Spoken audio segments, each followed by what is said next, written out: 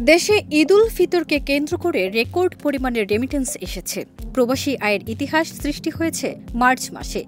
৩১ দিনে রেমিটেন্স এসেছে ৩২৯ কোটি বা $৩.29 বিলিয়ন, যা বাংলাদেশি টাকায় ৪০,১৩৮ কোটি টাকা।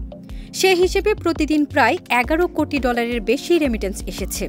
এর আগে কখনো এত পরিমাণে রেমিটেন্স আসতে দেখা যায়নি। ৬ এপ্রিল বাংলাদেশ ব্যাংক সূত্রে এই তথ্য জানা গেছে। দেশের রাজনৈতিক পট পরিবর্তনের পরপরই বেড়ে যায় রেমিটেন্স বা প্রবাসী আয়ের গতি।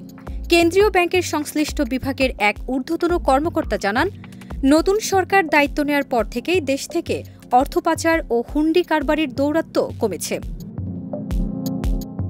অন্যদিকে খোলা বাজারের মতোই ব্যাংকে রেমিটেন্সের ডলারের দাম পাওয়া যাচ্ছে। এসব কারণে প্রবাসীরা বৈধ পথে রেমিটেন্স পাঠাতে আগ্রহ দেখাচ্ছেন।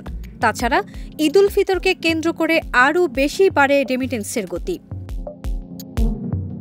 চলতি ২০২৪-২৫ অর্থ বছরের ৮ মাসে রেমিটেন্স এসেছে $১,৯০০ কোটি বেশি, যা গত ২০২৩-২৪ অর্থ বছরের প্রথম ৮ মাসে ছিল $১,৪৯৪ কোটি।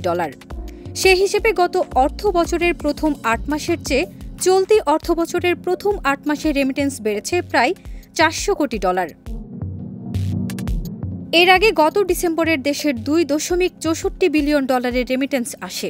আর এ নিয়ে অর্থ বছরের দ্বিতীয় মাস আগস্ট থেকে টানা ৮ মাস $২ বিলিয়ন অতিক্রম করে। অর্থ বছরের প্রথম মাস জুলাইয়ে $১৯১ কোটি ৩৭,৭০,০০০ রেমিটেন্স এসেছে। আগস্টে এসেছিল $২২২ কোটি ১৩,২০,০০০ মার্কিন ডলার।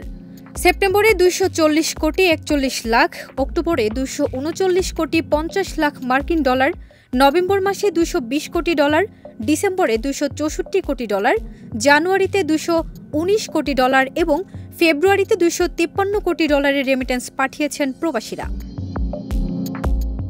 ২০২০ সালে করোনাকালে জুলাই মাসে $২.৫৯ বিলিয়ন রেমিটেন্স এসেছিল।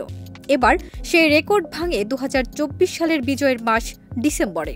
২০২৪ সালের শেষ মাস ডিসেম্বরের পুরো সময়ে রেমিটেন্স এসেছিল প্রায় $২৬৪ কোটি। এবার মার্চ মাসে সেই রেকর্ড অতিক্রম করে নতুন ইতিহাস তৈরি হল। ফারজানা নিকিতা, দেশ রূপান্তর।